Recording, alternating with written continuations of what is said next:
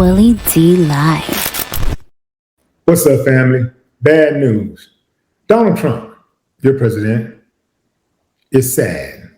He's sad today because his dear Mar-a-Lago resort residence is now being governed by a Democrat. Oh, fam, this is horrible. This is absolutely horrible news. And I hate to be the one to bring it to you, but I'll try to get through it. And this is hard for me too. So a Mar-a-Lago flip, Dems win Trump's hometown, Florida, House District. Oh Lord, this is Mar-a-Lago. Yeah, it's precious Mar-a-Lago. Democrats sent a jolt Tuesday through reliably red Florida, flipping 2 legislative seats, including the district containing President Donald Trump's Mar-a-Lago home. Democrat Emily Gregory defeated Trump-endorsed GOP state house candidate in a hotly contested race that had seen Democrats pour money and support into an effort to take hold of the Palm Beach County district. But Democrats also narrowly squeaked out a win in a Tampa State Senate seat that had been held by Lieutenant Governor Jay Collins until last August. The wins won't change the overall control of the Florida legislature's Republican supermajority, but the victories were quickly hurled by state and national Democrats after years of GOP domination in the Sunshine State, and even jokes from Governor Ron DeSantis that the state party was practically dead. And Tuesday's results add more tallies to a trend of Democrats flipping Republican-held seats in state legislatures across the country over the past 14 months. Gregory, a first-time candidate with a background in public health and mental health administration, who now runs a fitness center for postpartum moms, defeated John Maples, a financial planner who previously held a local council seat, by little more than 2 percentage points. She pulled off the victory even as Trump used his social media accounts to urge people to vote for Maples. Here's what she had to say. "I think it demonstrates where the Florida voter is," Gregory told Politico after her win. "They want someone who is focused on solutions and the issues and not focused on the noise." All right, fam. Democrats took another coveted seat. The Republicans are going to get washed in the midterms. And this is all because of Donald Trump. He just took it too far. You know that old saying, give a blank a rope, you want to be a cowboy? Yeah, give a racist a rope and he want to be a cowboy, or a Klan member. Yeah.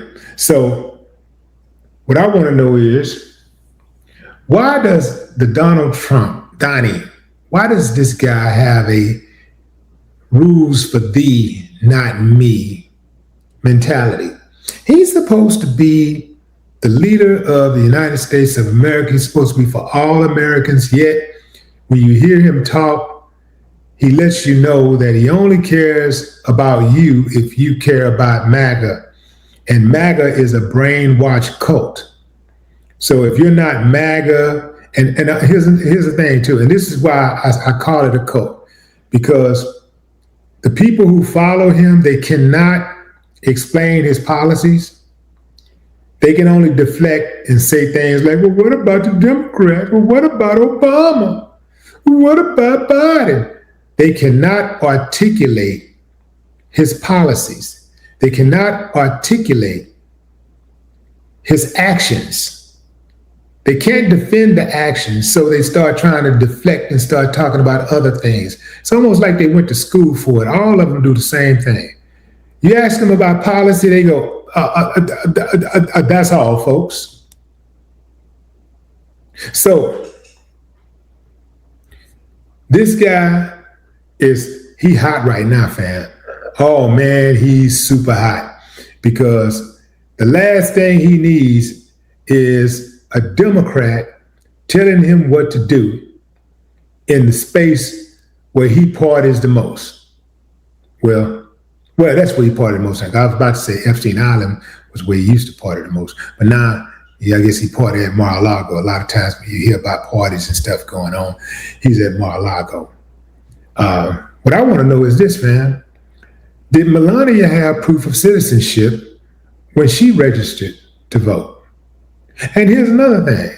Y'all do know that although Trump was screaming his head off about ending mail-in ballots,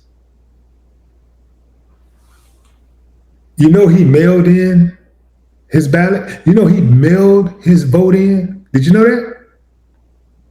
Did you know that? Yeah. He mailed it. See, so again, every accusation is a confession.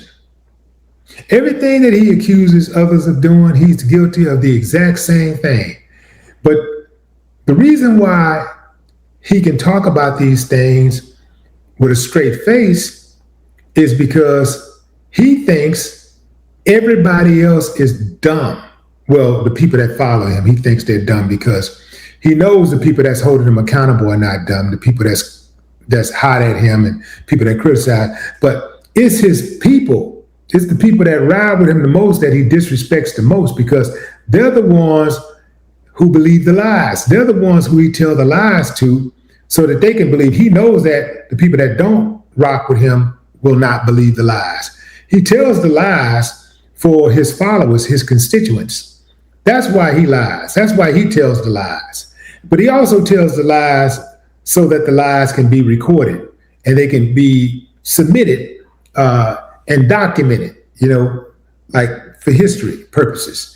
So no matter what he does, even when he does something that remotely feels right, he's going to lie to make himself look fly. He will embellish the facts over and over and over again.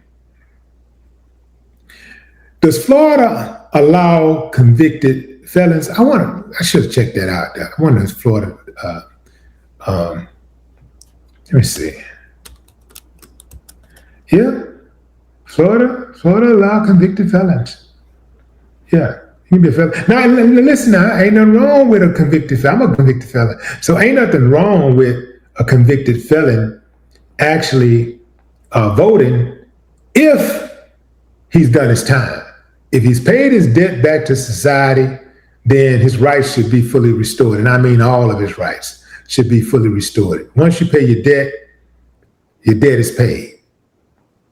Once you pay your debt is paid. But Trump ain't paid a debt. He has not paid a debt. He's a 34-time convicted felon who ain't never spent a day in jail. Make that make sense. I know other people that are out there committing crimes and who have one felony and they get a life sentence. And some of them, soon as they were convicted, not convicted, but soon as they was charged, they never saw the light of day again. So usually in these states, a convicted felon can vote if they finish their sentence. That means if you go to jail, prison, whatever you're sentenced to, whatever they sentence you to, if they sentence you to jail and you to prison and you do 5 years and you got 3 years probation, when you finish that parole, that's when the clock starts ticking and you can start back voting. You can start voting. If you get convicted and they give you probation, when you finish your probation, you can vote again.